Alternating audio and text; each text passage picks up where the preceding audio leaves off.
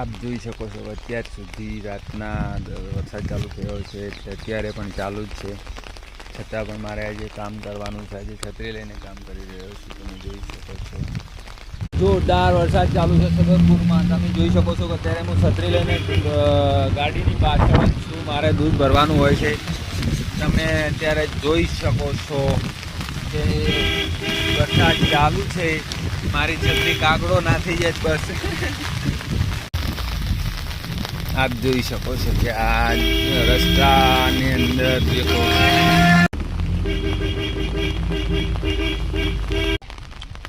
આપ જોઈ શકો છો કે અત્યારે વરસાદ ચાલુ છે અને હું છત્રી લઈને ઊભો છું પાછળ, કેમ કે મારે દૂધ ભરવાનું છે.